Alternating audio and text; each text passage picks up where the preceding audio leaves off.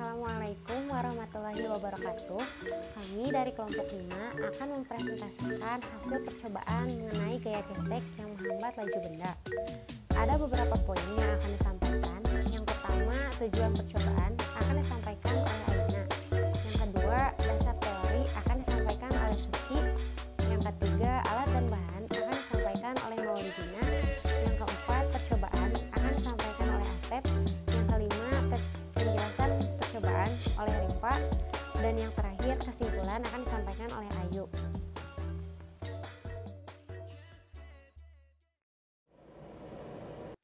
Tujuan percobaan kali ini yaitu yang pertama, untuk mengetahui pengaruh volume air terhadap pergerakan botol ketika digelindingkan, dan yang kedua, untuk mengetahui pengaruh gaya gesek pada laju benda. Baik, selanjutnya mengenai dasar teori. Pengertian gaya gesek. Gaya gesek adalah gaya yang berarah melawan gerak benda atau arah kecenderungan benda bergerak. Gaya gesek muncul apabila dua buah benda saling bersentuhan. Benda-benda yang dimaksudkan di sini bukanlah benda padat saja, melainkan dapat pula benda gas ataupun cair. Terdapat dua jenis gaya gesek antara dua buah benda yang padat saling bergerak lurus, yaitu gaya gesek statis dan gaya gesek kinetis, yang dibedakan antara titik-titik sentuh pada kedua permukaan yang tetap atau saling berganti atau menggeser. Gaya gesek statis adalah gesekan antara dua benda padat yang tidak bergerak satu sama lainnya. Seperti contoh, gesekan statis dapat mencegah benda meluncur ke bawah pada bidang miring. Koefisien gesek statis umumnya dinotasikan dengan μs, dan pada umumnya lebih besar dari koefisien gaya gesek kinetis. Gaya gesek statis dihasilkan dari sebuah gaya yang diaplikasikan tepat sebelum benda bergerak. Gaya gesekan maksimum antara dua permukaan sebelum gerakan terjadi adalah hasil dari koefisien gesek statis dikalikan gaya normal. Setelah gerakan terjadi, gaya gesek statis tidak lagi dapat digunakan untuk menggambarkan kinetika benda, sehingga digunakan gaya gesek kinetik.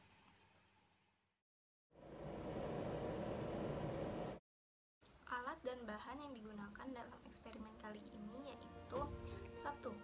Dua buah papan dengan ukuran yang sama.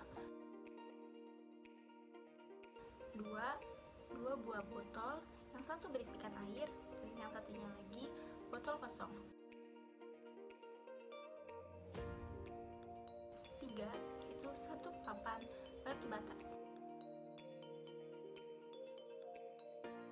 Sekian. Assalamualaikum warahmatullahi wabarakatuh. Baik, di sini saya dari kelompok 5. Saya akan melakukan percobaan mengenai pengaruh volume air terhadap botol yang digelindingkan. Nah, di sini ada beberapa bahan yang perlu disiapkan. Yang pertama, dua buah botol. Nah, botol pertama itu tidak berisi air. Nah, botol yang kedua, botol yang berisi air. Ini 500 ml.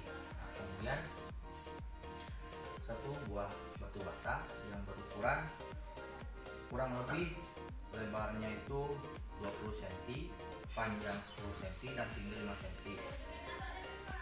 Kemudian dua buah papan. Oke, kita langsung merangkai saja.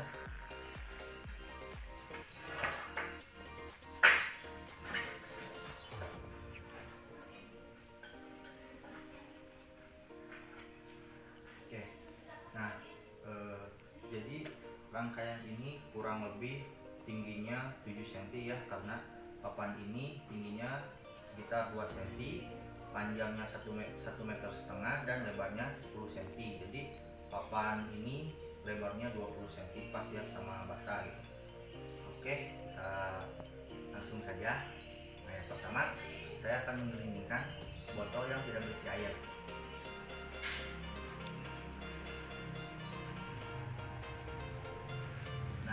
Pastikan ya botol itu tidak berbelok. Kedua, botol yang berisi air.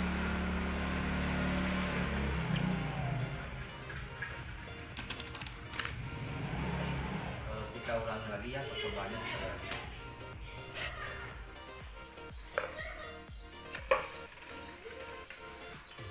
Yang pertama kita pakai botol yang berisi air terlebih dahulu.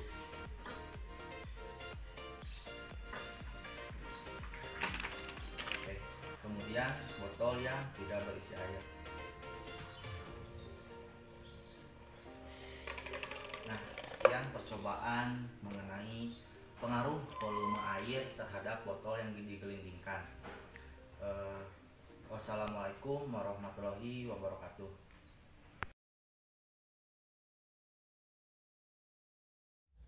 Selanjutnya yaitu data pengamatan.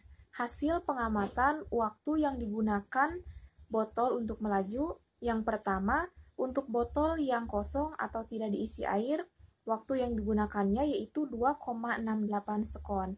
Sedangkan untuk botol yang diisi air, waktu yang digunakannya yaitu 3,12 sekon. Selanjutnya yaitu pembahasan.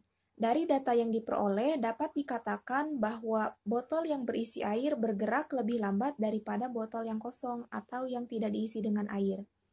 Hal ini dikarenakan air yang ada di dalam botol ikut bergerak seiring dengan pergerakan botol. Kemudian, kontak antara air dan permukaan dalam botol itu menciptakan gaya gesek yang menghambat laju botol.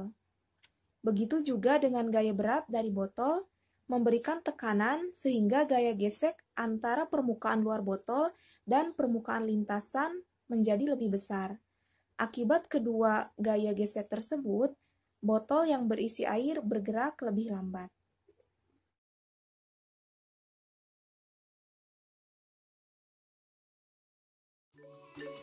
Dari percobaan yang telah dilakukan, dapat ditarik kesimpulan bahwa botol yang berisi air akan bergerak lebih lambat daripada botol yang kosong. Hal ini karena air dalam botol ikut bergerak seiring dengan pergerakan botol tersebut. Kontak antara air dan permukaan dalam botol menciptakan gaya gesek yang dapat menghambat laju botol tersebut. Begitu juga gaya berat dari air yang memberikan tekanan sehingga menciptakan gaya gesek antara permukaan luar botol dan permukaan bidang miring menjadi lebih besar. Akibat dari kedua gaya gesek tersebut, maka botol yang berisi air akan bergerak lebih lambat. Sekian yang dapat kami sampaikan. Mohon maaf atas kekurangannya. Terima kasih. Wassalamualaikum warahmatullahi wabarakatuh.